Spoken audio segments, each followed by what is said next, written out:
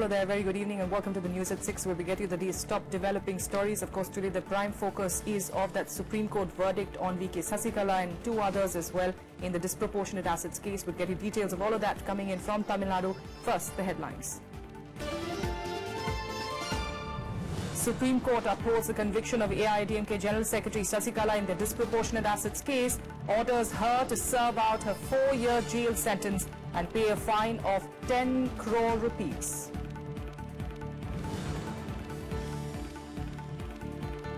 Palaniswamy is elected the AIADMK legislature party leader, meets Tamil Nadu Governor C. Vidyasagar to stake claim to form the next government in the state. Party expels Paneerselvam and 19 others.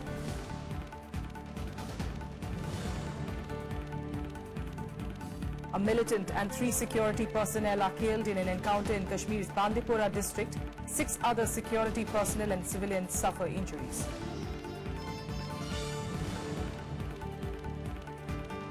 And the U.S. National Security Advisor Michael Flynn quits over allegations of contacts with Russian officials. Resignation follows warnings by the U.S. Department of Justice to the Trump administration. Our top story, the Supreme Court today set aside AIADMK General Secretary VK Sasikala's acquittal by the Karnataka High Court in the Jayalalitha disproportionate assets case and restored her conviction by a trial court in the case. The trial court had sentenced Sasikala and 2 others to simple imprisonment for a period of 4 years each and a payment of a fine of 10 crore rupees each. They would have to suffer imprisonment for another year in case of a default.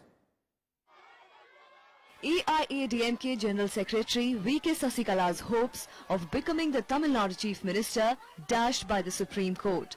The Apex Court on Tuesday found her guilty in the disproportionate assets case. It also upheld a 4-year jail term and a 10 crore rupees fine handed down by a lower court and banned her from seeking elected office for 10 years.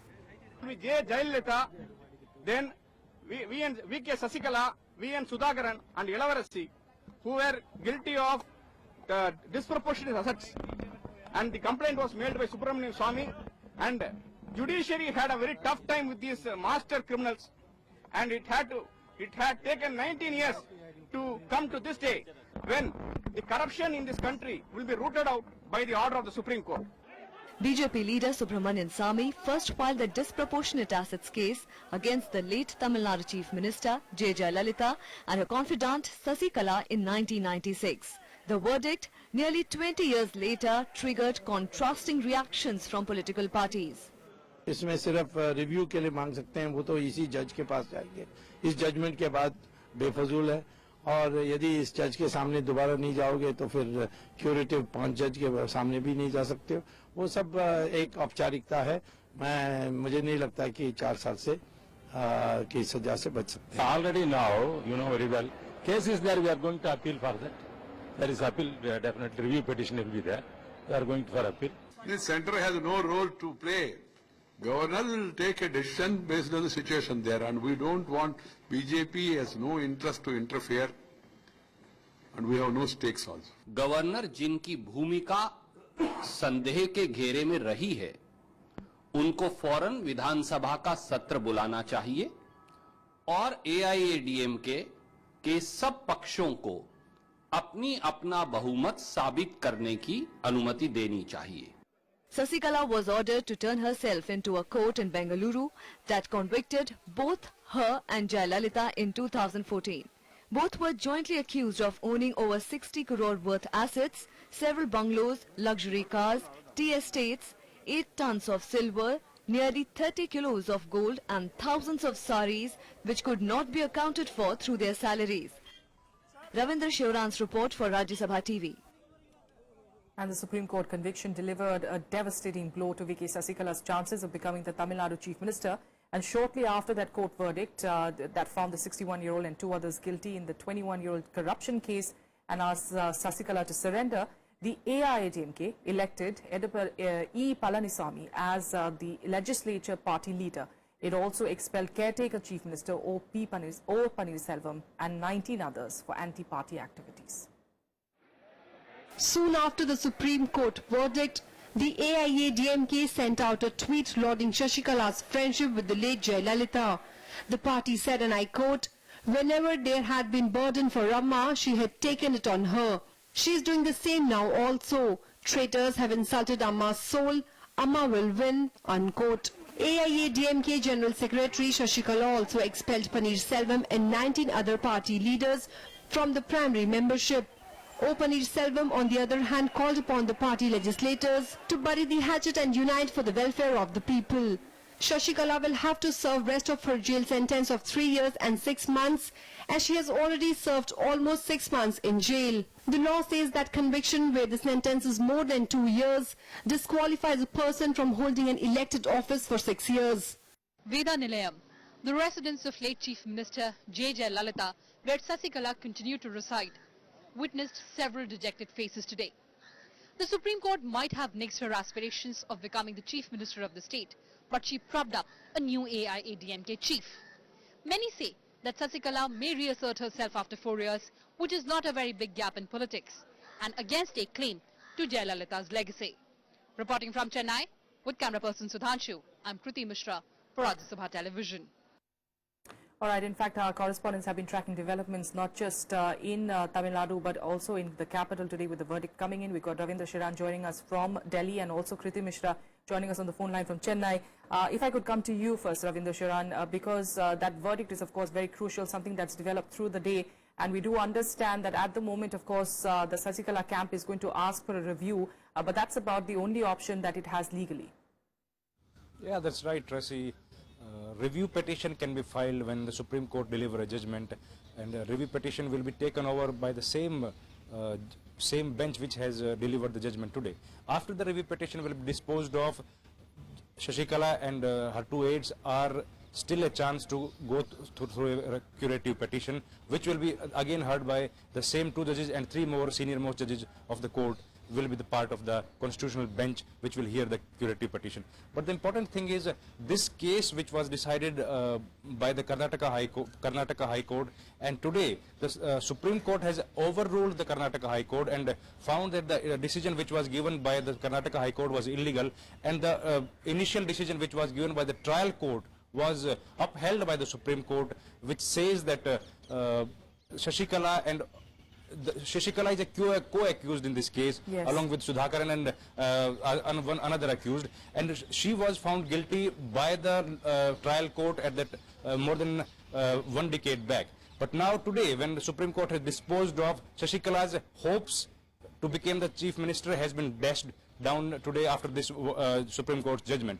After one more thing I would like to add here is that she is now not in this position to contest any election for the next decade. 4 years she has to go through an imprisonment, and the next 6 years she will also not be in this position to contest any election. This means that Sasikala is technically out of the political fray. Yes. At least she would not be able to contest any election for next 10 years. And which kind of political developments which are going to take place after this is very important and very crucial for Tamil Nadu also. And she has yet to receive any orders from the Supreme Court, and that's why this is the reason she has not surrendered as yet. Absolutely. The Supreme Court's registry will have to file. Absolutely. And in this scenario, the proxy person, the proxy or a chief minister that perhaps would be in place of Sasikala, who she would, of course, give the responsibility to, it becomes very important, Kriti. We do understand Palaniswamy has finished his meeting with the governor there. Can you give us an update on what took place? So that's right, Tracy. Sasikala's conviction has not ended the past struggle in Tamil Nadu. In fact, hours after the apex court ruling, Sasikala expelled acting Chief Minister Paneerselvam and also 19 others. But her hand-picked loyalist, Edapati K. Palaniswamy, has now taken claim to power in his meeting with the governor. That meeting has ended, and the reports that we are getting right now is that Palaniswamy has claimed backing of 135 MLAs. Not only that, Tracy, we are also getting to hear that Paneerselvam might also visit Governor throughout today. For political developments, very fast-paced political developments taking place here in Tamil Nadu. So we have to wait till the evening what happens. Now, of course, the ball has been lobbed in Governor's Court, and his verdict shall be final. He might just go for the composite floor test, or he might invite any of the warring factions to fill the majority on the floor of the House. Absolutely. All right. And meanwhile, of course, the reactions that we're getting from various political parties have been quite measured, have been quite calm. not trying to, take advantage of the situation in any way, especially if we talk about the DMK? Well, that's right, Tracy, because in which way the wind would blow, it is not very clear right now, because, of course, Palaniswamy is claiming that he has the backing of 135 MLAs. And also today, AIADMK tried to evoke the legacy of their beloved Amma Lalita. Remember, she is the rallying point for the party and also for larger section of Tamil Nadu voters. So they're trying to emote that, and they're just trying to tell this to people that they have to work for Amma and they have to be together for Amma. So that's the kind of message that they're trying to give. And in fact, Paneerselvam also addressing his party members today was extremely measured. So he said that people have to bury the hatchets and live for Amma's dream. So even the political parties, the opposition parties are very measured. They're eyeing each and every political development very closely and then holding their cards very close to their chest and not coming out with a strategy in the public. All right, we leave it there for now. Kriti Mishra, thanks so much for joining us. Ravinder Shiran as well joining us from the capital. Thank you for those updates. We'll keep coming back to you, of course, for more on this story, which is, of course, developing by the minute there in Tamil Nadu. And now let's take you through the campaigning that's, of course, on for the 67 constituencies of Uttar Pradesh for the second phase of elections that ended, of course. Let's get you an update on the election-bound states.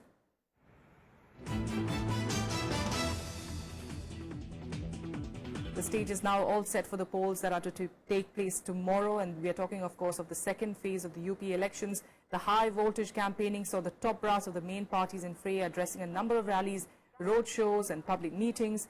Uttar Pradesh is witnessing a tough contest between the Samajwadi Party and Congress alliance, the BSP, the BJP and the RLD. 67 constituencies in the state are spread across 11 districts: Saharanpur, Bijnor, Moradabad, Sambhal, Bareilly, Amroha, Pilibhit and Badaयूं. In the 2012 assembly elections, out of the 67 seats, the ruling Samajwadi Party had won 34, followed by the BSP with 18, the BJP won 10, and the Congress 3, and others 2. Meanwhile, unprecedented security arrangements have been made for the second phase of the elections to be held tomorrow. The polling would be held from 7 a.m. to 5 p.m., where a total of 2.28 crore voters, including over 1.23 crore males and 1.04 crore women, are likely to cast their votes amid high security cover by central forces. Over 2 lakh security personnel have been deployed in the second phase of the polls, including over 800 companies of central forces. Central forces were holding flag marches in sensitive areas to instill confidence among the voters.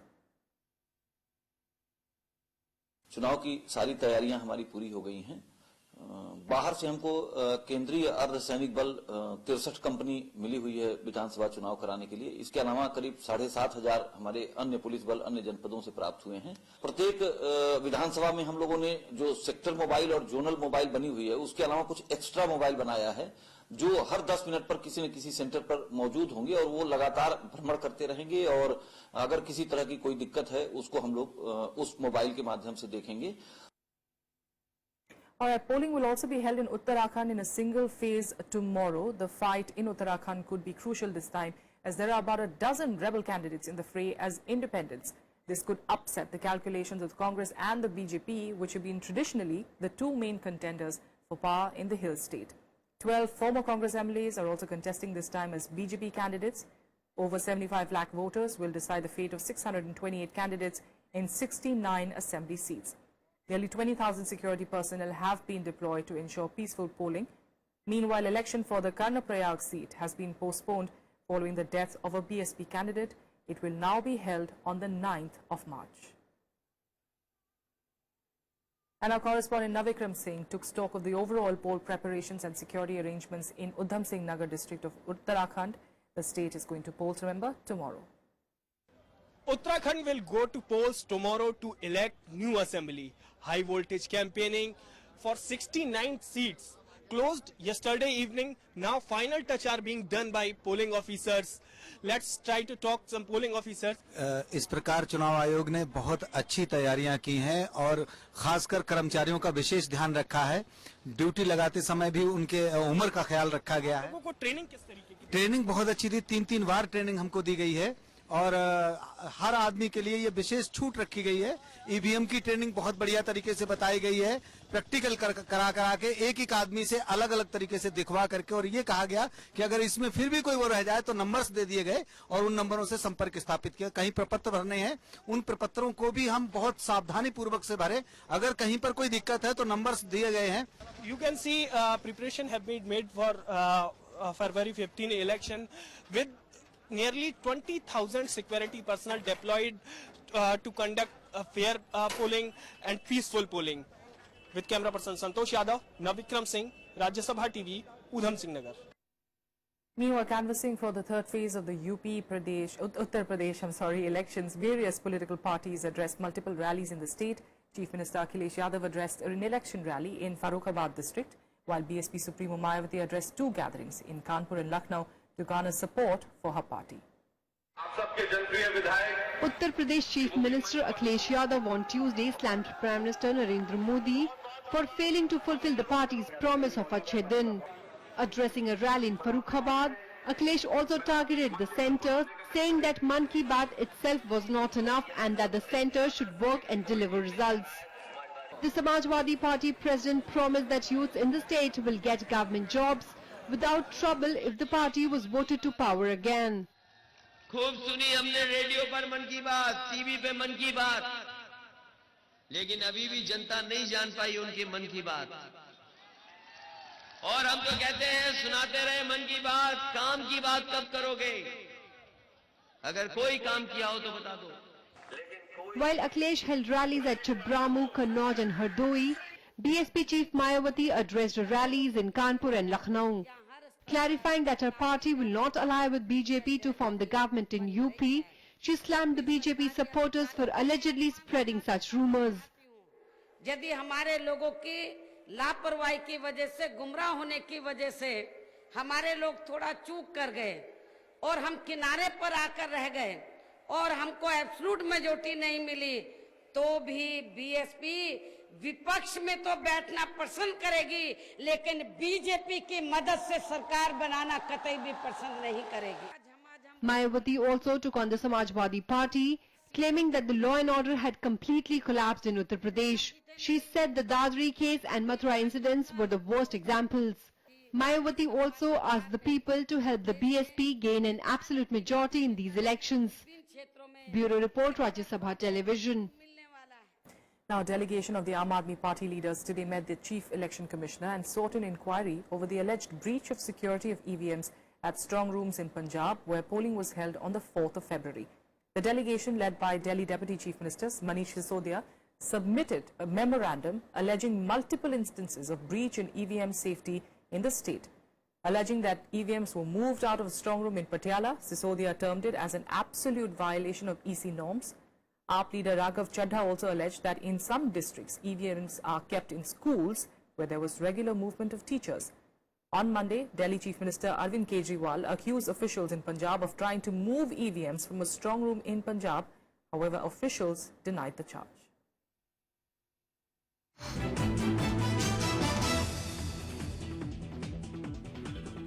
More national news now, and 3 soldiers and a militant were today killed in an encounter in Hajin area of Bandipora district of Kashmir. 6 other security personnel and a civilian also suffered injuries in the gun battle that began early this morning. Following information about the presence of militants, security forces cordoned off the Pare Mohalla in Hajin area. The gun battle broke out as the security forces were closing in on the position of the militants. One militant, whose identity has not been ascertained yet, was also killed in the operation. Moving on now, wholesale inflation rose to a 30-month high of 5.25% in January amid climbing global crude oil prices, even though food prices moderated. Wholesale price index-based inflation had stood at 3.39% in December last year, while in January 2016, it was minus 1.07%. Inflation in diesel and petrol shot up during the month. However, food inflation basket witnessed a contraction for the second month in a row. The last comparable high level of WPI was witnessed in July 2014 at 5.41%.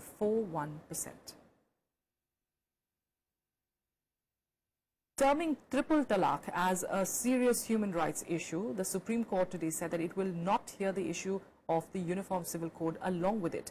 The apex court further stated that it will begin hearing on the matter from the 11th of May. The court was hearing a bunch of petitions on the constitutional legitimacy of triple talaq and polygamy in the Muslim community.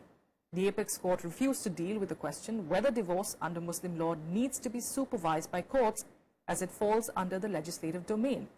The bench is headed by Chief Justice J.S. Khehar. Several women have moved the Supreme Court seeking the quashing of the triple talaq practice. The centre has also told the top court that it is against gender injustice and for equality between men and women under the Constitution. With that, let's take you through more updates from across the country nationwide. In a setback to the AAP government, the Delhi High Court stayed a notification by the Director of Education mandating private schools to follow neighbourhood criteria in nursery admissions. Putting a stay on the guidelines for nursery admissions for the 2017-18 academic session, Justice Manmohan termed it as unreasonable. The court further added that forcing 298 schools to adhere to the 7 January notification was arbitrary and discriminatory.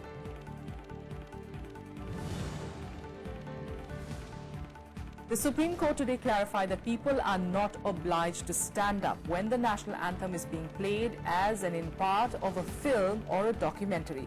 The verdict also mentions that people need not sing the national anthem that is played prior to the screening of a film. This comes months after the SC had ordered that the national anthem must be played in all cinema halls across the country. Defence Minister Manohar Parrikar today announced the creation of the Defence Innovation Fund to support startups looking to contribute to the sector. Parrikar was addressing a gathering of defence representatives from over 30 countries at the inauguration of the 5-day Aero India 2017 in Bengaluru.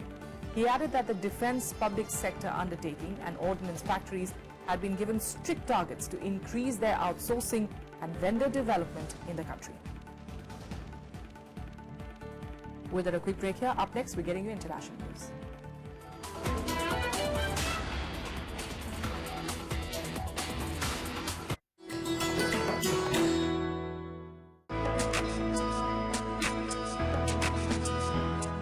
Gyan Chopper is the ancient version of Indian snakes and ladders.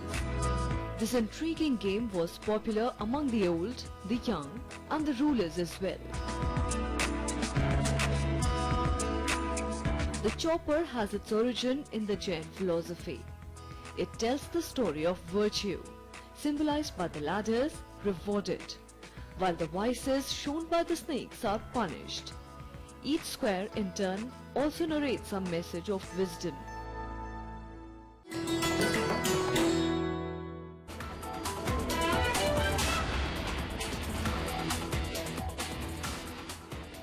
Welcome back. International news now. And U.S. President Donald Trump's national security advisor Michael Flynn resigned amid allegations that he discussed U.S. sanctions against Russia with its envoy before Trump's inauguration.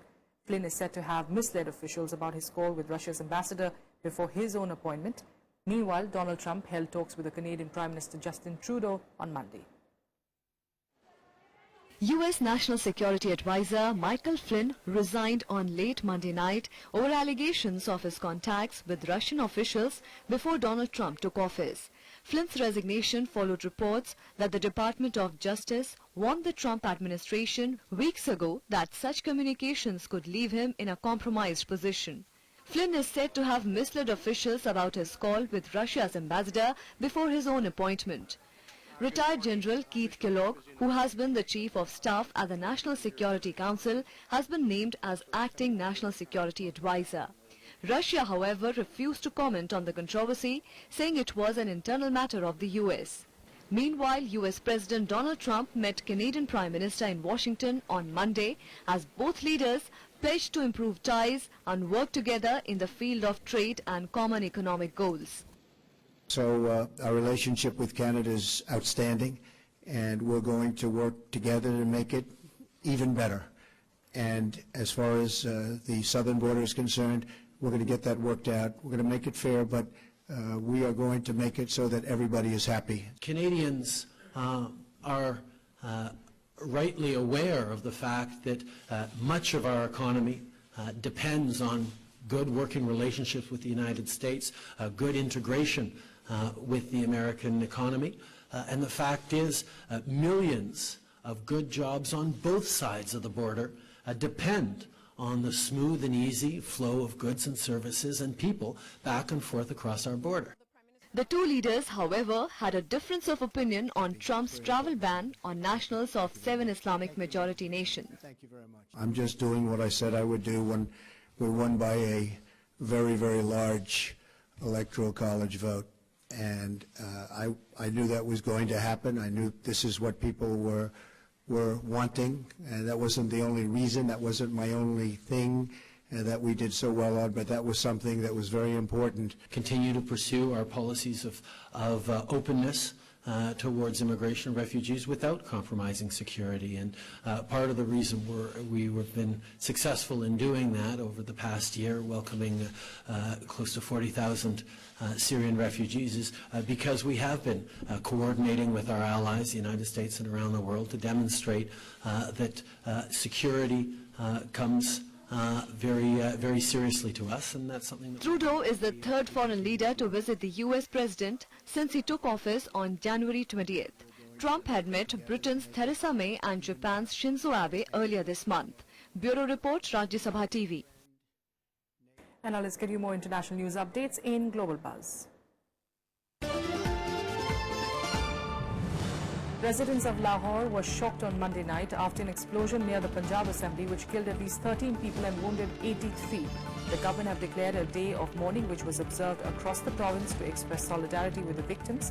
Pakistan officials attended the funeral which was held for police officers killed in the blast.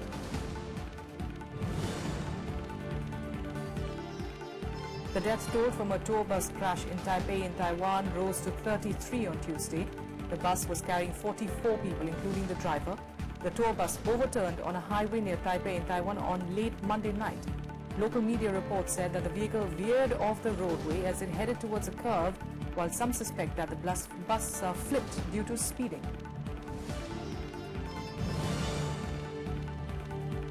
A Malaysian aid ship arrived in Bangladesh on Tuesday carrying aid for lakhs of Rohingya Muslims who have fled from Myanmar. A Bangladesh government official said that the ship docked at the Chittagong port and arrangements are being made to unload its cargo. Nearly 70,000 Rohingyas have fled from Buddhist majority Myanmar's Rakhine state to Bangladesh to escape a crackdown launched after 9 policemen were killed in attacks on border posts in October.